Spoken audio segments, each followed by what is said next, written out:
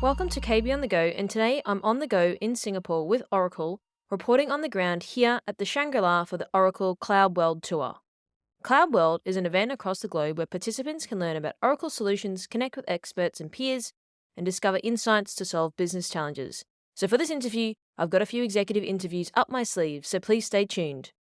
Joining me now in person is Ashish Ray, Vice President of Product Management from Oracle. Ashish, thanks for joining. Thanks, Carissa. It's always my pleasure to be here.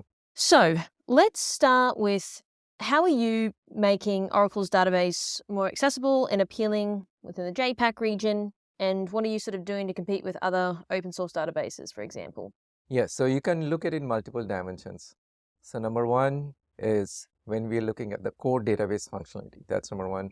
Number two, how we are making it easily deployable across multiple platforms. That's number two. And number three, how we are bringing in new innovations within the data management of the database space. So let's go through 1, 2, 3 at a time, right? So number one is the core database functionality. Today in modern data management, the needs are very complex. It is not just rows and columns. If you look at financial services company, they are not only doing financial transactions, complex financial transactions from party A to party B, they also have to do at the same time in real time fraud detection to make sure that party A, when it transfers to party B, if they are going through a bunch of intermediaries, whether they should be mapped to the existing fraud detection checks. They also have to do very complex transactions in case there are cybersecurity threats. So which means the nature of transactions, whether it is telecom, whether financial services, healthcare, these have become insanely complex. One way to address this complexity is like, okay, let's make sure that there are separate data solutions in place to tackle each of these problem areas. Or what we are doing with regards to Oracle database, Oracle data management, is build up this functionality right inside the kernel in a very seamless manner. So that means when customers adopt our technologies, they are not necessarily integrating through a bunch of APIs, which build up business latencies. They are all part of the same kernel, so which means from a product development standpoint, which I represent, everything is all built-in native integration. There are no latencies. And number two, when we build in new features, these are all part of the one single code base, which we call converged database. So that has been our principle or philosophy to build up complex functionalities to address modern data management needs. So that's number one. Number two, then I mentioned deployment. Deployment means how do customers consume these modern functionalities that we are building. The traditional way to consume this, okay, look into your existing data centers and figure out the servers, the storage and the network and build up like this massive footprint, which of course has an impact in power, space and cooling. On the contrast, customers say like, okay, let's go into the cloud. If you go into the cloud, some of our competitive offerings, they say like, okay, ignore everything that you have done for the last 20, 25 years. Instead, look into new data models, new databases, application changes at a big shift, which causes IT disruption. And the customers are like, wait a minute, I don't want to do IT disruption. I want to do everything seamlessly. And last 20, 25 years, we have built up enough intellectual property on the way we do stuff. So we should be able to carry on doing it, but still get the benefits of cloud agility. So what we have done in that regard, of course, we have made our databases available in our public cloud offerings, that's OCI, and we have done it in such a way it's still the same database, which means there are no application changes, no new data models. It's very easy if you want to transition to cloud. But at the same time, some customers may say, wait, like I'm not really ready to transition to public cloud yet, because maybe of data sovereignty reasons, data residency reasons. Increasingly, my applications could be all intertwined with the database, and I cannot just move a one single piece of database. I have to move the entire application stuff. Oh my God, this is so complex. Can you, Oracle, build this cloud portfolio right inside my data center behind my firewall so that I can still take advantage of the cloud agility, but without the disruption? And we said, yes, absolutely. You can still use Oracle database in a cloud at customer model such that we bring slices of cloud to you behind your firewall. You can still use the database as a service without the IT disruption. So public cloud, hybrid cloud through cloud at customer, and now with multi-cloud, we are partnering with Azure, where Azure customers can get the benefits of the Oracle database, but in Azure regions. So that's deployment. And finally, I talked about 1, 2, 3. The number 3 aspect is innovation, how you're looking at the modern innovation. And this is where modern topics like GenAI comes in. And I would be happy to dive into details on this. But really what we are looking at, if I'm an enterprise customer and figuring out this whole GenAI space, is there any way for me to leverage my existing data set, my private data set, and integrate that with GenAI models such as LLMs in a very application transparent manner, in a database native manner? And that's what we are looking at with new functionalities such as AI vector search that is coming as part of the upcoming Oracle database, which is Oracle Database 23c. What about open source databases though? With regards to open source databases, they are very interesting. They have very interesting use cases. But the way we look at open source databases, we have a deep respect for them. At the same time, at the end of the day, it's a customer choice. Customer choice primarily around what level of functionality are they seeking. And number two, once they deploy this functionality, what level of technical support are they getting for this? And this is not technical support for a small, like 2 or 3 developer shop. This is technical support, enterprise level support for a complex enterprise, maybe with branches around the world, right? We believe that with regards to both of them, with regards to both the technical functionality that customers seek with the modern data management challenges, and then the support services that we have built up as part of our customer success program, many of our enterprise customers, because of these reasons, have continued to deploy and expand their Oracle database footprint. So why would you say customers have flocked historically or recent times to more open source databases? In certain cases, some customers may see them as good solutions in a point solution approach. Like, okay, we have a specific problem and here is an open source that they can download and start using to address that specific problem. So that's one case where we have seen some customers have adopted some open source technology. But when they try to integrate these technologies in the broader context, like the example that I said, when you're doing a financial transaction, it is not just, hey, debit from one account and credit to another account. It is a complex series of micro transactions that also have to happen in a very transactionally consistent state. We believe that in those cases, customers have still continued and will continue to stay and expand with Oracle database. So just going back on the open source databases for a moment, would you say that they've just probably, yes, the technical side of it, but maybe just done a better job at marketing and branding? They're, somewhat newer to the market, perhaps a little bit more hip in terms of what, different generations think, would you say? Yeah, I cannot comment on that. I cannot comment on how open source approach their marketing or their go-to-market. But I can tell you that me being responsible for this product portfolio across Oracle database, across cloud systems, I can tell you that I have never been this busy, which means we from an Oracle side, especially as we see in CloudWorld Singapore, the momentum that we see is enormous. So while I cannot comment on how open source technologies approach their market or their branding, we believe that the awareness that we are seeing with Oracle database, especially with some of the innovation that we are planning, is literally going through the roof. What about the DB licensing model? So the charge per CPU core, how are you or Oracle addressing this commercial model other than advising customers to move to OCI, for example? This is quite interesting. The database licensing on a per core model has been the traditional model, and it is a well accepted model by many of our customers. What do you mean by well accepted? Well accepted in as the customers understand this, that okay, if I'm using the database for a certain number of cores, that okay, we will pay just for the cores. For us, the transition from that model to an OCI model has been quite seamless in that regard. In fact, what we have done, so one of the products that I'm responsible for is Oracle Exadata, and Oracle Exadata is an engineer system where you deploy Oracle database in this engineer system, which is a hardware and network and servers optimized for the Oracle database. It's a very powerful machine. And today it comes with a lot of cores because of our work with some of our partners such as AMD. Oracle Exadata comes with the flexibility such that even though it comes with a lot of cores, customers can just do what this licensing term, what we call capacity on demand. Capacity on demand will say, okay, you don't have to license all the cores. You license only the cores that you need. And then if you want to expand the number of cores based on your expanding business, yeah, sure, you can activate more number of cores depending on your business needs. So while this has been a well accepted model over the years, along with cloud, along with things like capacity and demand, we have introduced a bunch of flexibilities in our licensing consumption that is of interest and that has been really been applauded by our customer base. So you said before traditional licensing model. So are you saying now that that's starting to change? It's starting to change in that because it's in terms of cloud, it is much more flexible and much more agile. So I will give you one simple example. Like one of the core database functionalities is autonomous database, right?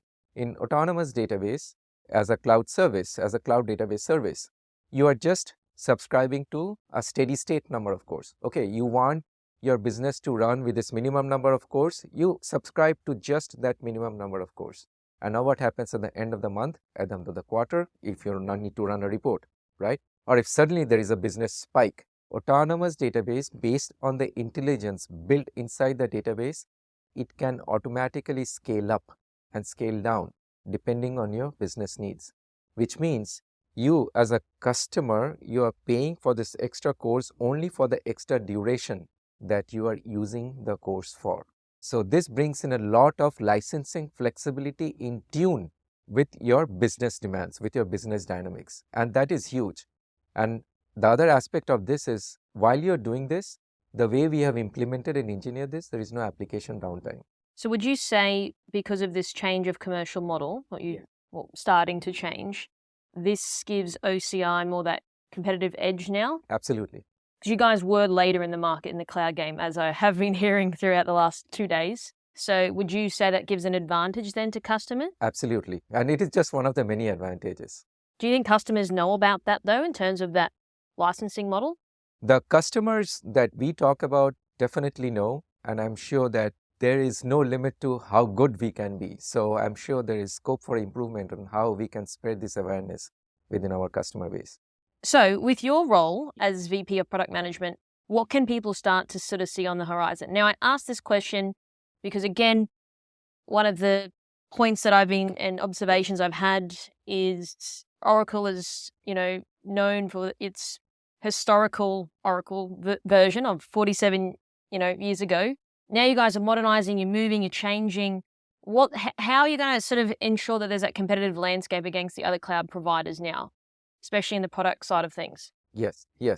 That's a very, very good question, very interesting question. So if you look at our existing customer base, the existing customer base tends to rely on Oracle for business critical to mission critical data.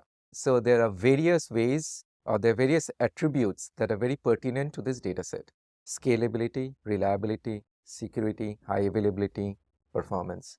I use an acronym to myself. I call that acronym SHARP: scalability, high availability, reliability, performance, and security.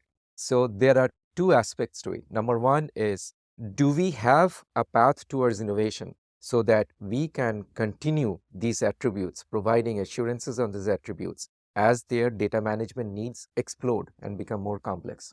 And this path towards innovation continues for us with some of the technologies that we are bringing to market, such that core Exadata, cloud services, and core database processing.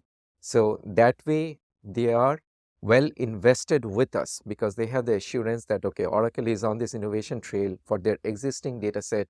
They can continue to get the same innovation trail. And then number two is, as their business needs change, as their business dynamics change, to what extent we are also part of this change. So for example, when they are looking at complex, if it's a healthcare company, if you are looking at a complex healthcare environment, how we can bring in Gen AI advantages so that that in turn introduces automation and brings in healthcare in a very seamless manner, affordable to customers, to end users worldwide. So the two aspects: one is continue with the existing path of innovation.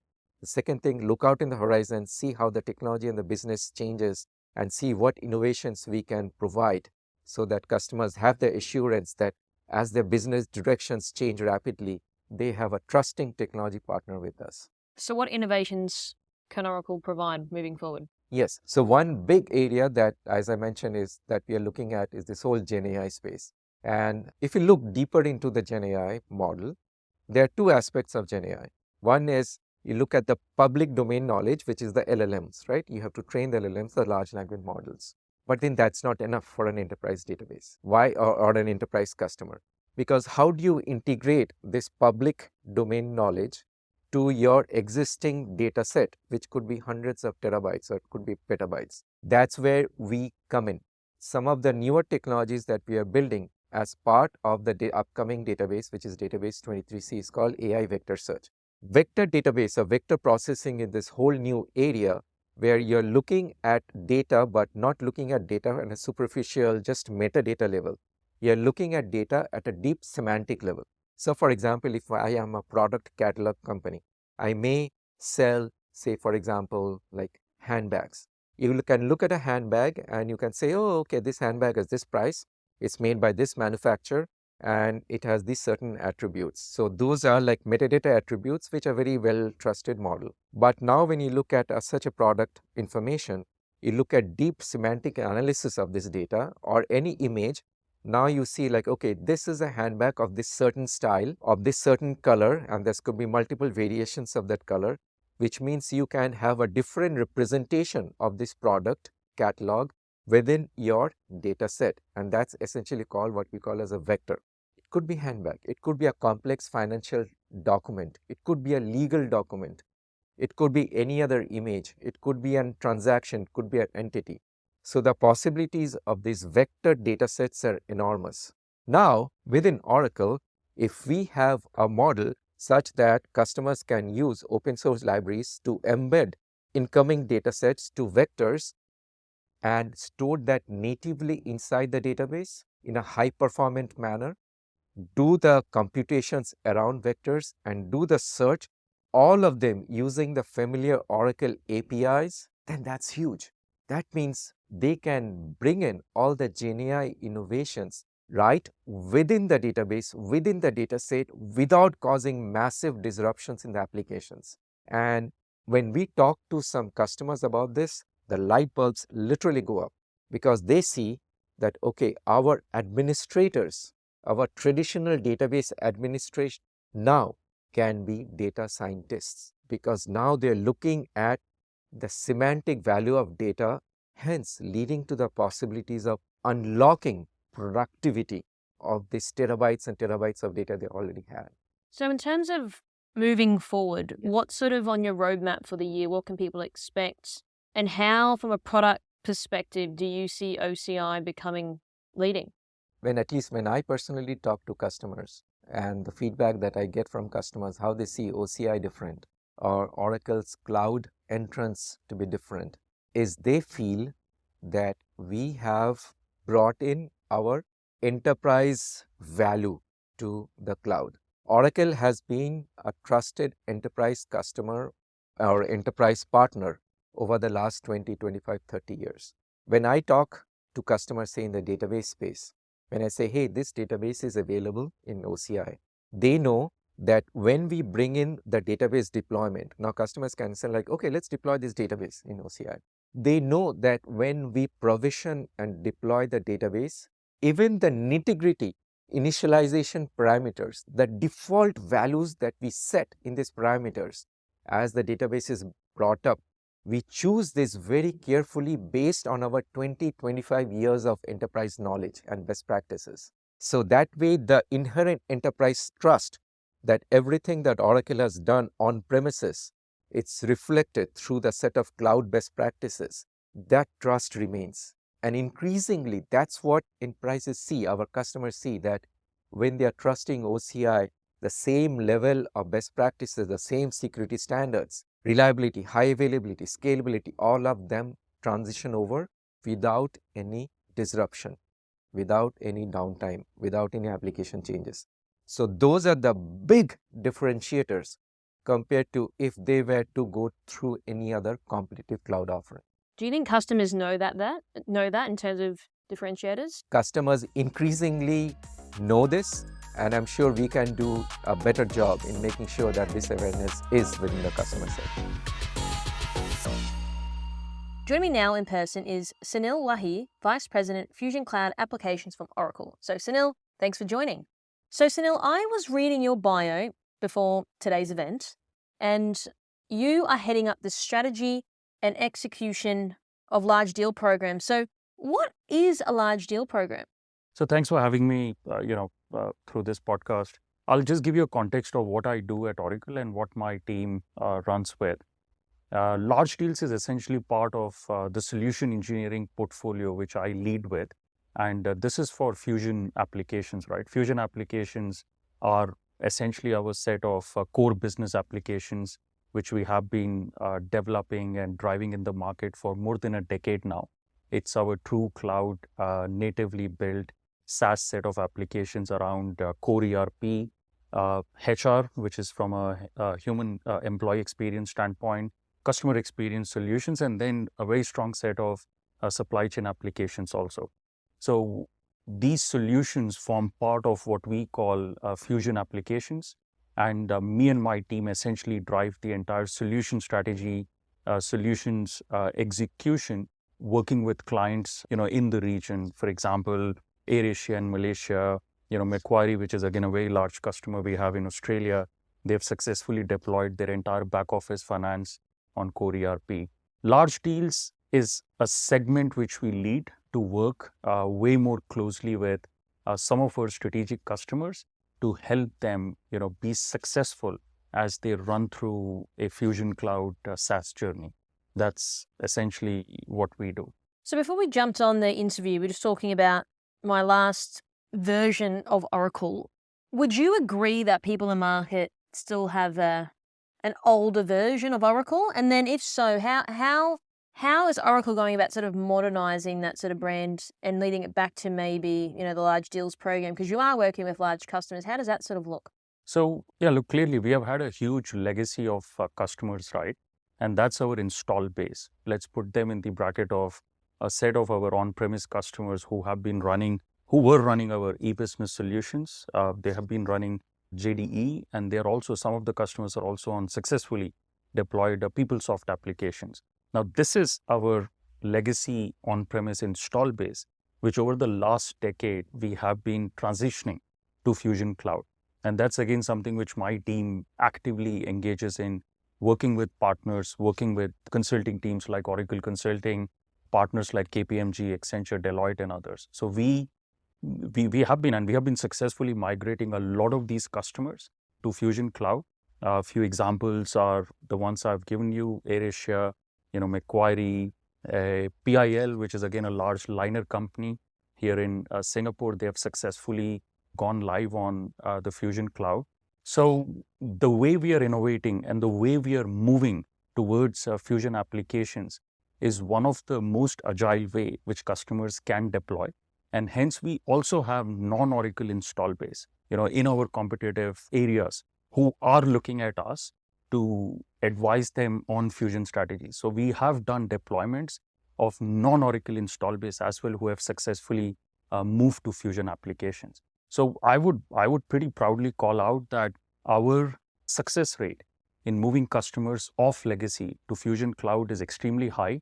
Our success rate in customers who have the latest set of our innovations is extremely high. Like no customer on Fusion Cloud lives on a release which is even a step back, right? All our Fusion Cloud customers are on the latest application version. And we release about 4 versions every year, in contrast to the on-premise world where you've done a legacy release and you basically are behind because the upgrades, the technology which you need to move to, the customizations which you have done are all going to take a lot of time for you to move to the next release. All that disappears in the cloud world because cloud comes from a true native agile background. We run the updates every quarter. We advise the customers. We work with them to help them get into new innovations. And as a result of that, every customer of ours today, right, we have about 40,000 plus Fusion Cloud customers are on the latest and greatest release as of this year. So there's a couple of things in that you said. So just going back to the success rate. So what does that actually look like though? So you said we've got a higher success rate. What does that mean? So by success, what I mean is customers who have shifted to cloud have gone live. They haven't had, large lengthy times to move to the cloud version. They haven't got held up in implementation challenges or customization scenarios, because the entire model of cloud is an agile driven model, right? We have what we call modern best practices within the application. So it comes with a set of pre-built requirements around GL, AR, AP. There are business innovations as part of cloud, right? I'm sure we'll talk about AI and Gen AI. There's workflow automation, which is built into these applications. So, and there are pre-built set of analytics, right? A whole lot of packaged analytics, which are part of cloud. So when you think about it, I mean, take an example of any customer, right? Say PSA here in Singapore, the largest ports Singapore authority. They're successfully live on Fusion Cloud. They went live on ERP. They have gone live on EPM, which is our financial planning and consolidation cloud solutions. They're now looking at establishing a data strategy project as well, leveraging Fusion Analytics. So a lot of capabilities, Carissa, within what a customer requires is packaged, is part of our Fusion Cloud, so that customers do not have to go build their own applications. Yes, there could be some, secret sauce applications which they do need, right? There will always be those kind of applications. Those we then, let them leverage our PaaS application. So PaaS is, I'm sure, Chris and others would have discussed with you. PaaS is essentially where we allow customers to extend the SaaS footprint. So if someone wants to build an application A, which is very unique to their business and something which we cannot deliver, they're going to use the PaaS platform and they're going to build on top of it. As a result of that, anything which happens on SaaS remains standard. Anything which we release on a regular basis can be immediately rolled out. And hence the success rate and the deployment of these applications is way faster than the old on-premise world. Would you say you're faster than competitors? 100%, yeah. So before, when you said implementation challenges, delays, etc., is that under the assumption that competitors would have implementation challenges and delays, etc.? Well, look, from a SaaS standpoint, right, we are today number one if you look at multiple different statistics in the market. And the agility at which we can deliver these applications is already proven by the customers who have leveraged it, right? And they have successfully deployed it. That's what I can tell you at this point of time. And at CloudWorld, you will hear from a whole lot of customers. What about new customers, though? In hindsight, it makes sense if you're saying there's a success rate because they're here and they're talking about it. But how do other new customers that are perhaps listening to this interview, how do they sort of know? Because, I mean, at the end of the day, no one wants to feel delayed and they don't want to have implementation challenges, etc. So how do you sort of gauge that from the start with a new customer, perhaps? In terms of giving them confidence and assurance that we can actually deliver. Well, I mean, multiple different ways, right? One is we work very closely with our partners. So our large SIs, our Fusion implementation partners, they are skilled to deliver Fusion Cloud applications, right? There's certification processes. There's a lot of enablement which my team and our channels organization runs to make sure that they understand what we are talking about, because the innovation is pretty fast, right? Every 3 months, we are releasing new innovations and we need to make sure that the ecosystem is at pace to what we are offering. That's one. The other is we directly engage with a lot of our customers. We have a customer connect platform. We have about 80,000 plus, right? And these are all published statistics, 80,000 plus users at any point of time who are engaging on our Cloud Customer Connect platform. It's a public, platform which folks can leverage, and naturally our customers log in, they exchange a lot of information, and that actually helps drive more than 50% of our product roadmap, right? So new capabilities are coming in from a lot of feedback from our customer community. The new customers who come in, and you will hear a lot about new customers, right? Like you will hear from J Resources, for example. J Resources is a mining company in Indonesia, and they are one I would call new to the Fusion system. They went live. They trusted us. They were running a non-Oracle legacy platform, and they are today successfully deployed Fusion Cloud, working closely with Deloitte, and they're also speaking at the Deloitte forum.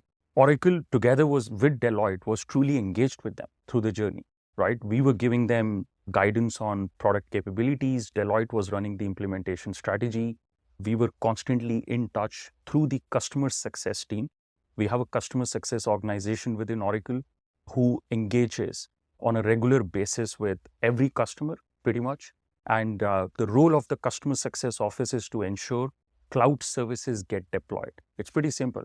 It's not about selling a software and moving out. In the cloud world, we have to make sure a customer is successful. And the measure of that success is done by the customer success officer. We have Gary Miller here. He's the global head of customer success services. And his entire organization is one we work very closely with to make sure customers are well informed, and the implementation strategies which partners are rolling out is in line with the cloud agility principles, which means try to keep it at zero customization, try to keep it on time, try to drive new innovations into the product portfolio, into the implementation. And I can give you multiple examples. For example, my team is now involved in a generative AI enablement plan, because we have already announced generative AI services in our HCM cloud solution. And we are constantly working on a regular basis with our key HCM customers to make sure that they adopt these capabilities. Because guess what it is? It's a switch within the Fusion Cloud application. And that's where the customer success team comes in, my team comes in. We work with the customer to make sure these capabilities are switched on. What do you mean it's just a switch? What do you mean by that? So we're talking about generative AI now. New innovations, right? Now, what that means to our Fusion application customers, right? Yeah. From a business standpoint. AI ML is something which you can divide into two areas, right? Classic AI and generative AI.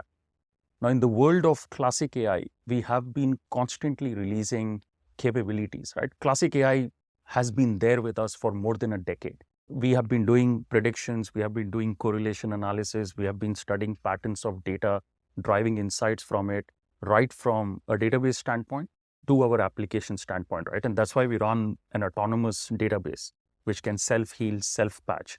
Move it up to the applications layer. A lot of these core applications can leverage the inbuilt AI capabilities of our platform, right? What we have done, hence in the Fusion applications, take an ERP example, is we have exposed these AI services as use cases within the business application itself. So when a CFO is trying to look at Fusion ERP from a GL standpoint, you have engaged in a banking project, they want to run a cash forecasting scenario. We can today do predictive cash forecasting, which is machine learning driven, right? That's a classic AI use case. And it's now inbuilt. It's part of our Fusion application. So machine learning picks up the model. It picks up the cash forecasting use case, and it can come out and give you predictions on, what's your cash trend going to look like. And based on that, the CFO can make, relevant decisions of, should I go and look for supplier discounts? Should I go, look at raising funds or so on? We have been doing this for quite many number of years. Another use case is document recognition, right? So suppliers sends hundreds of invoices to you. You get these emails, and the biggest problem is, how do you detect fraud? How do you detect duplicate invoices? And how do you get this data into your application?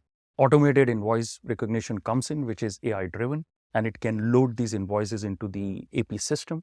It learns as more and more data and more invoices are coming in, and it starts mapping this data right into your AP invoice fields. So what's essentially happening is your productivity has just completely changed.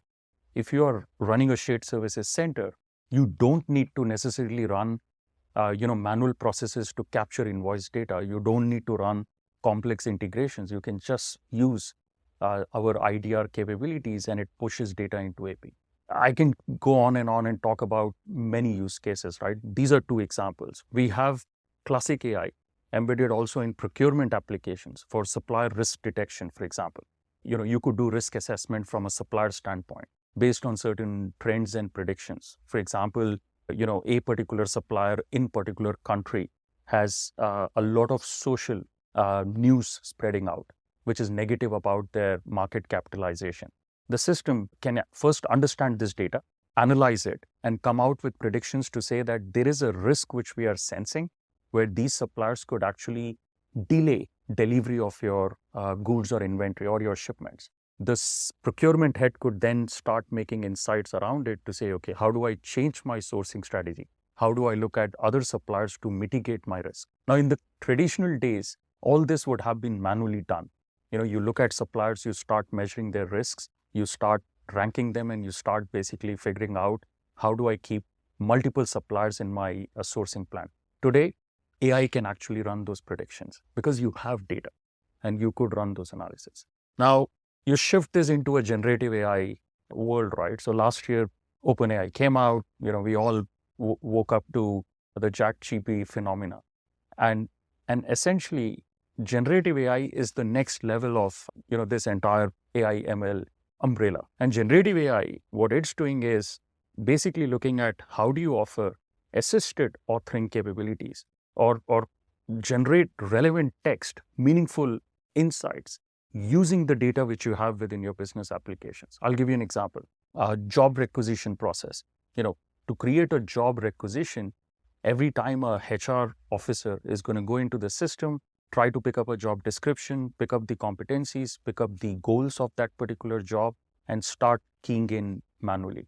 Generative AI comes in with AI assist capabilities in HCM Cloud, the use case which we have just announced. And that use case basically helps you completely automate the job description process. So it writes the narrative for you. Gen AI writes the narrative for you. It writes the goals, it writes the description for you. And then the human can actually go in and run the edits. Now, this data is coming from your own Fusion application because you would have, previously created a similar job type. You would have created a similar job grade. So the Gen AI model has picked up these insights and given you a particular job description. And then the human or the HR officer can edit it and then go and publish it, hiring. So I just want to switch back to the legacy customers. So would you say with your experience, it's hard to sort of do that transition to Fusion Cloud for historical legacy customers, or what's your view? We have tools to move our legacy customers to cloud.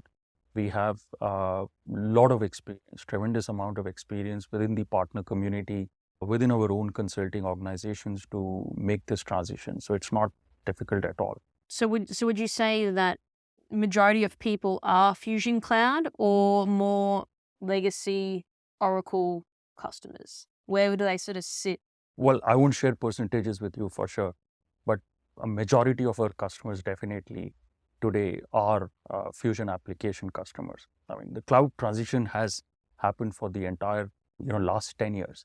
It's not year one for us on Fusion application. It's been more than 10 years since we have developed these applications, natively built them on the OCI platform, and we have been constantly enhancing, releasing new innovations. So the core ERP we have already sorted.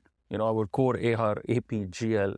We have massive customers. I mean, right from Macquarie Bank to Siam Commercial Bank to large pharma companies in India, JP Morgan in North America, Citibank, HSBC globally runs their back office finance on our Fusion Cloud ERP systems. So these customers are again large marquee logo customers, and they wouldn't have gone live successfully if the applications did not cater to their business requirements. So we are fairly strong in the logos we have. We are extremely capable to deliver to the requirements which, a lot of these industries ask for. I mean, in hospitality, we have Marriott who's running our HCM cloud applications. We got Hilton who's successfully live on HCM solutions. They run learning management, they run talent, they run recruitment on HCM cloud, and they process hundreds and thousands of transactions on a daily basis pretty much. So it's a fairly mature footprint, we are talking about at this point of time. Yeah, so definitely not questioning sort of the capability of the application, more so just customers' intention. No one likes doing things they haven't done. It's hard, it's risky, it's more expensive. We've got to get new people in. There's those reservations people have. So it's more their intent As soon as you put the word cloud in anything, people do still feel fearful, even if it is 10 years. Like just anywhere with cloud generally, I would say that, maybe people still don't get it. They don't see the value still, even, it seems maybe obvious for people like yourself, but isn't as obvious for customers perhaps. It was just more so their motivation. Well, I mean, you have a fair point, and I'll tell you what's happening, right? So I think 5 or 6 years back, the conversation among CXOs was about why cloud, right? And we used to get into these discussions to say cloud offers A, B, C, agility, low cost of ownership, faster ROI, low risk, X, Y, Z. Today, a lot of CXOs, you're going to talk about the biggest concern is how do I move to cloud at a rapid pace? So the question is not about, cloud or no cloud. The question is how cloud. And with that question in mind, naturally, there are a lot of, software providers who have come in with multi-cloud strategies. There are options which customers have to decide whether they should go for a unified cloud platform like Fusion Applications, where they could bring ERP, procurement, CRM, HR, supply chain on a common platform, or they look at point cloud solutions. So the conversations or the what we are trying to do today is essentially give them sufficient confidence and sufficient quantified business outcomes that a unified cloud model like a Fusion Cloud solution can actually be better, more agile for you, and way more cost effective than going for point cloud solutions. And I can give you examples in that space as well. So just going back to the customer side of things, historically, if I look at like the last 10, 20 years, a lot of people probably went more one provider, then we saw a shift to point solutions, and now we're sort of seeing it come back the other way. Why do you think that's the case? Customers have also gone through sufficient amount of suffering. I mean, initially everyone thought, like the procurement office thought they're going to set up their own procurement cloud. The finance office wanted to go and do their own finance cloud transformations. And the supply chain office or the CEO's office wanted to go do their own thing in manufacturing because they never believed that manufacturing can run on cloud. They did that. And then companies came in with integration solutions to say, hey, we are integration providers. We can help you orchestrate business processes, across different cloud solutions. But at the end of the day, it just became a very complex architecture, if you think about it. Different technologies, different learning skills, right? Different capabilities and expensive integrations, which are again being charged by these cloud providers. And hence that entire wave anyways had to turn back because, when you look at ingress, egress and data charges, which these cloud providers would then charge these customers, they got a reality check and they started realizing the value of a unified cloud platform. It could be phased out. So don't get me wrong on that. So we could go back to point solution again. What? Not to a point solution. You could phase out your deployment. For example, you could start with, take any example, right? A successful rollout of PSA, for example. PSA started with a back office finance transformation. J Resources did the same. AirAsia did the same. You could start with GL, Accounting Hub, core AR AP modernization, and from there you could move into a phase 2 of I want to now go and tackle my supply chain, my procurement. And then you could hit a phase 3 to say, now I want to look at HR, I want to look at customer experience, and I want to look at my data strategy. The beauty of the Fusion Cloud story is that it's all on a common platform. It's all on a unified cloud. So you have a choice as to how do you want to deploy this. Yes, we have customers who go for a big bang approach as well. But then they have the internal DNA. They have kind of figured out, the cloud implementation models internally. So they don't struggle that much if they decide to go for a big bang. Other customers naturally have a flexible approach to go phased, and cloud services are subscription driven. So basically you're paying what you're using. So in terms of moving forward, do you sort of see more market consolidation, like in terms of like trends, or what do you think? AI, ML, Gen AI, these capabilities are coming out as key differentiators for companies, right? And they are asking, CFOs, CXOs are asking the IT organizations, their IT organizations to help them devise an AI strategy. So every CXO forum we go into, they are talking about how do we differentiate with, leveraging these solutions. And I think that's going to create a huge edge for cloud service providers like us who would have a lead in these applications to leapfrog, right? This consolidation opportunity as it exists. And that's going to basically define the role of cloud players. That's going to define how we are going to, continue innovating on that particular path. And I think the journey is already set. We are on that journey. We are delivering very confidently. And there you have it. This is KB on the Go. Stay tuned for more.